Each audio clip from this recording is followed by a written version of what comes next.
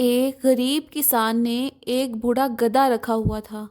उस गधे का नाम मट्टू था। मट्टू बहुत सुस्त और कमज़ोर था। किसान उससे बहुत प्यार करता था। एक दिन गांव में एक अमीर आदमी आया। उसने किसान से कहा, ये बूढ़ा गधा तो बेकार है, मैं तुम्हें एक नया गधा देता हूँ, इसे जंगल में छोड़ आओ। लेकिन किसान ने इनकार कर दिया।